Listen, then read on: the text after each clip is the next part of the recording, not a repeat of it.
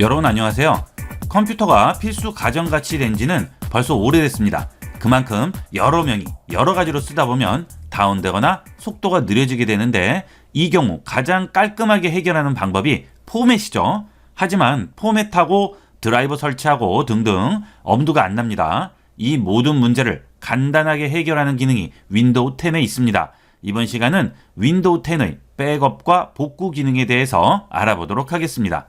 자, 우선 윈도우 시작 버튼을 누르시거나 아니면 여기 검색창에다가 제어판이라고 칩니다.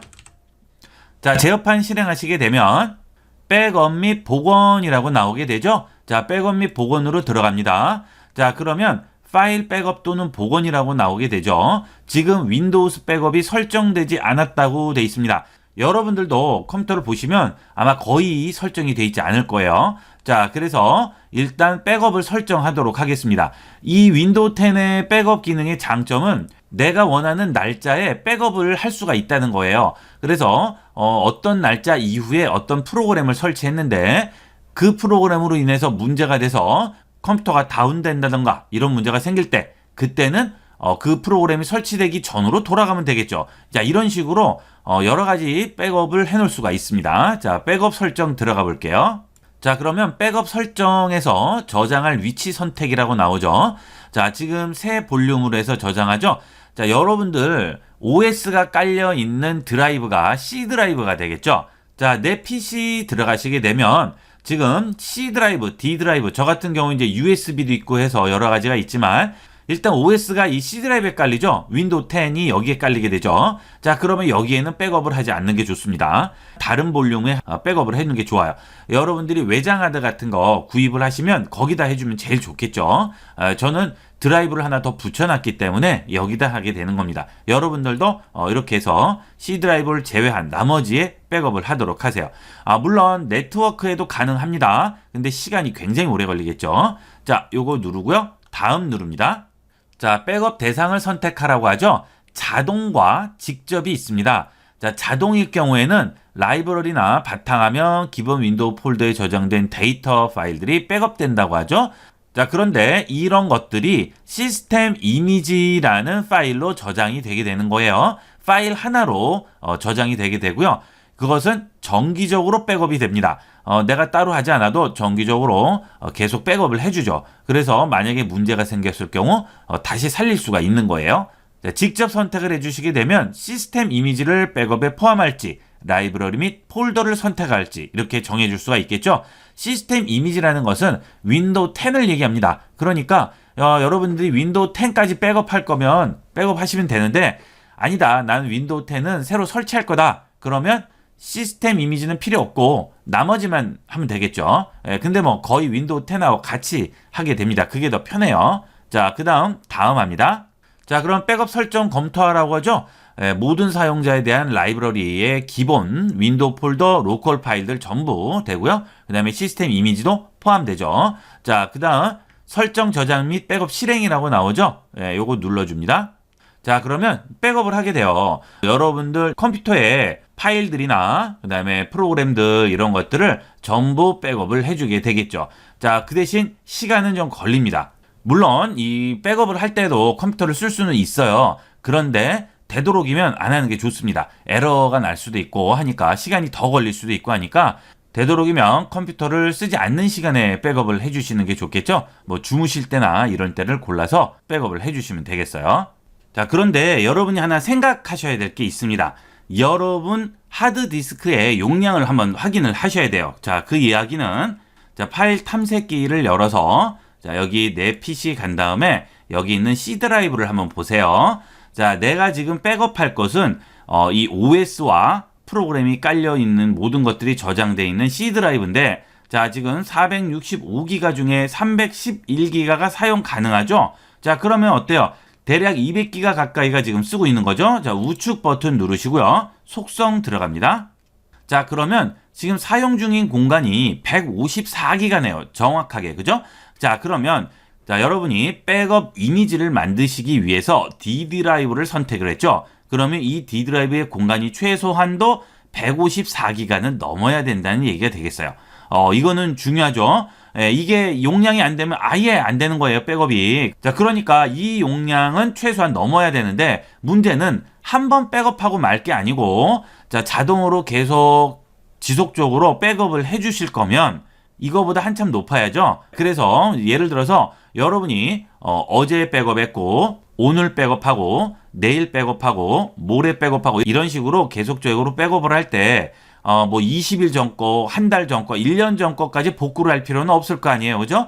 보통 뭐 한두 달 안으로 텀으로 둬서 백업을 하게 되는데 그때는 그만한 용량이 들어갈 수가 있어야죠. 그래서 보통 한 일주일에 한 번 정도 백업을 하면 좋으실 거예요. 아니면 자동 백업은 얘가 이제 알아서 틀린 부분만 백업을 해줍니다. 그러니까 용량이 두 번 한다고 그래서 300기가가 되는 건 아니죠. 그 틀려진 부분만 백업이 되게 되니까 그렇게 생각을 하시면 되고요. 어쨌든 간에 여러분이 백업을 하시려면 지금 있는 이 C 드라이브에서 사용하는 공간, 그 공간에 적어도 2배 정도는 돼야 여러분이 몇 번 백업을 해주실 수가 있어요. 요거는 꼭 기억을 해놓도록 하세요. 가끔 보면 백업이 안 됩니다 하시는데 그 이유는 뭐죠? 공간이 모자라서 그러는 거예요. 자, 그 다음에 여기를 한번 보세요. 일정. 매주 일요일 오후 7시에 백업된다라고 돼 있죠. 자, 이건 이제 여러분이 설정을 하시는 겁니다. 설정 변경을 누르시게 되면 이제 여러분들이 원하는 날짜, 그 다음에 기간에 백업을 할 수 있게끔 돼 있어요. 지금은 백업하는 중이라서 바꿀 수는 없는데 다 백업이 끝나게 되면 여러분이 여기서 설정을 변경을 할 수가 있습니다. 그러면 일주일에 한 번 정도씩 하면 충분하다. 그러면 어때요? 한 달에 4번 정도 백업이 되겠죠? 뭐 2달이면 8번이죠? 보통 2달 전 거까지 돌아갈 일은 거의 없죠. 개인 사용자들이. 그러니까 그럴 경우에는 한 2달 이상 된 것들은 뭐 지우시든지 그런 식으로 관리를 하면 되겠죠. 그러니까 자, 지금 로컬 디스크 아까 154기가 썼잖아요. 그게 10번 하더라도 어때요? 1.5테라 정도 되죠. 그런 거 외장 하나 갖다 놓으시고 6번 정도면 뭐 1테라만 해도 충분할 거예요. 그렇게 해서 백업을 하시면 여러분이 언제든지 살릴 수 있으니까 안심하고 쓰실 수 있겠죠. 예를 들어서 바이러스나 멀웨어에 감염이 됐더라도 백업한 것을 보고 나면 간단하게 해결이 됩니다. 그러니까 그런 거 걱정 없이 안심하고 이용을 하실 수가 있어요. 자, 그 다음에 다 백업이 됐으면 복원을 하실 때는 내 파일 복원 누르주시면 그냥 복원됩니다. 그러면 복원을 한번 해보도록 하겠습니다. 저는 지금 시간상 백업을 해놓지 않았기 때문에 백업이 없지만 백업이 있다고 이제 가정하고 설명을 드리도록 할게요. 자, 내 파일 복원 눌러줍니다. 자, 그러면 이런 식으로 나오죠. 여기에 날짜별로 백업된 파일들이 쭉 있습니다. 여기서 선택을 해주시면 다음 눌러서 바로 복원이 되게 됩니다.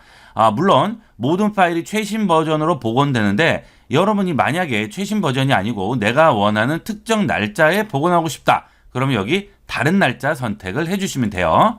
자, 그러면 저는 지금 2번 설명 중에 복원하다가 취소를 했는데 자, 그것도 다 나오죠. 그럼 이런 식으로 선택을 해서 확인을 해주시면 되고요. 그 다음에 지난주, 그 다음에 1개월, 6개월, 12개월 모두 한꺼번에 다 보여주게 됩니다. 여기서 원하는 것만 선택을 하시고 확인 눌러주시면 되는 거예요.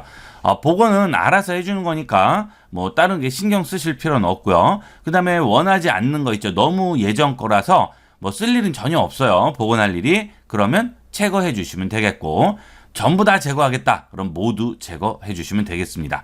자, 이렇게 해서 우리가 복원을 하는데 좀 주의하셔야 될 점은, 자, 이렇게 D 드라이브에다가 백업을 해놨는데 만약에 여러분이 쓰시다가 모르고 지우셨어요. 그럼 어떻게 됩니까? 그러면 전혀 복구 불가능하죠. 그런 것들은 따로 여러분이 폴더를 만드셔서 관리를 잘 해주셔야 되겠어요. 나도 모르게 지워버리는 수가 있으니까 그러지 않도록 주의해서 관리하도록 하세요. 자, 이런 식으로 이용을 하시면 되겠고요. 이 컴퓨터에서 백업한 것을 다른 컴퓨터에 가서 복원을 할 수도 있어요. 여기서 쓰던 거를 백업을 받았다가 여러분이 새로운 컴퓨터를 사셨다. 그러면 거기에다 이 환경 그대로 복원을 해주실 수도 있겠죠.